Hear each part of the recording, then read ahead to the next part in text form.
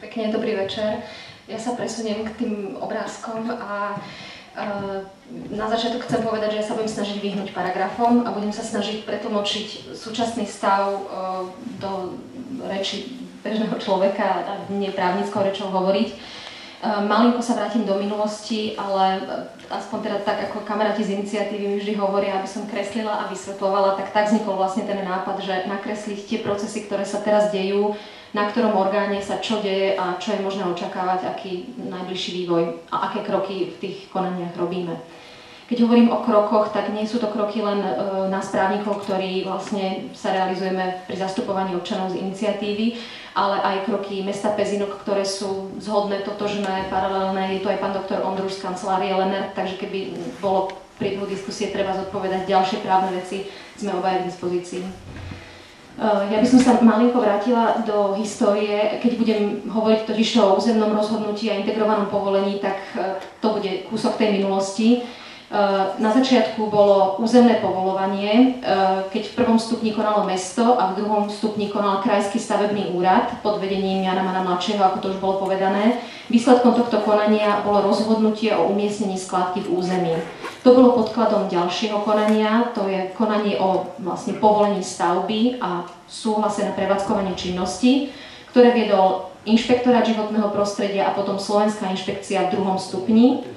V rámci tohto konania sa zapojilo, myslím, že okolo 2000 Pezinčanov ako účastníkov konania, mnohí z vás, možno väčšina z vás. V tom konaní dochádzalo k tým veciam, ktoré boli medializované, vrátane toho, že nám utajili podklad rozhodnutia, utajili nám štátne rozhodnutie, silvestrovské pojednávanie, mizli strany zo spisu, z prokuratúry a iné podobné veci. Výsledkom toho konania bolo integrované povolenie na skládku, teda stavebné povolenie a súhlas na prevádzku. Toto rozhodnutie sme napadli na súde, mesto Pezinok, tak ako aj 44 obyvateľov mesta Pezinok. Bol to spor, proti ktorému, teda proti nám stála Slovenská inšpekcia životného prostredia, teda orgán, ktorý vydal toto rozhodnutie. Ako vedľajší účastník tam potom vstúpila Ekologická skládka akciová spoločnosť. To konanie na súde prebiehalo najskôr na krajskej úrovni, potom po odvolaní sa to dostalo na Najvyšší súd a Najvyšší súd v máji minulý rok, v roku 2009, vydal rozsudok, ktorý ste zrejme zaznamenali. Ten rozsudok znel, že nám v podstate dali za pravdu ako žalobcom.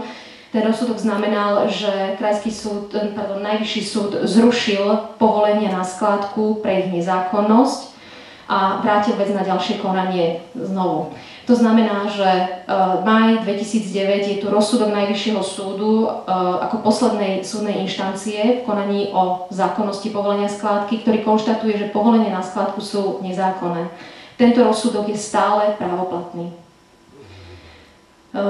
Bolo by to všetko v poriadku, keby ten čas a ten príbeh skončil tu nám, avšak vedľajší účastník, Ekologická skládka akciová spoločnosť, podala sťažnosť na ústavný súd.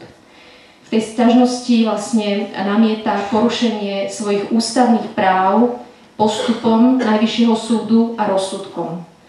V súčasnosti teda prebieha konanie na ústavnom súde a to, čo je dôležité povedať, je, že ústavný súd nekoná o zákonnosti tohto rozhodnutia.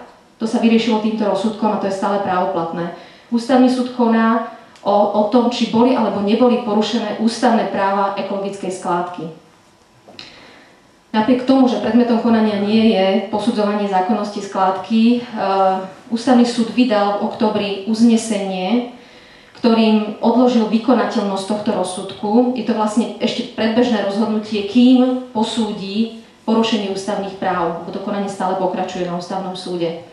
To uznesenie, tak ako bolo medializované, spôsobilo dovážanie odpadu do Pezinka.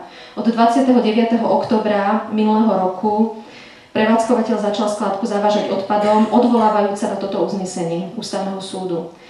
Keď sme chceli to uznesenie vidieť, aby sme sa mohli presvedčiť, či je to naozaj tak sa nám to nepodarilo. Ústavný súd sme oslovili jednak s individuálnymi žiadosťami o informáciu a jednak mnohí z vás možno podporili alebo podpísali žiadosť o informáciu na námestí v novembri na demonštrácii.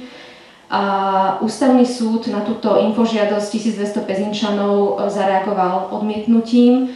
Podali sme voči tomuto odmietnutiu odvolanie a predsednička Ústavného súdu ho zamietla. To znamená, podľa Ústavného súdu nemáme právo vedieť, aké je znenie uznesenia, ktoré podľa prevádzkovateľa umožňuje dovoz odpadu, hoci je stále právoplatný rozsudok o tom, že skládka je nelegálne povolená. Pezinčania ani samospráva mesta Pezinok to uznesenie vidieť nesmie.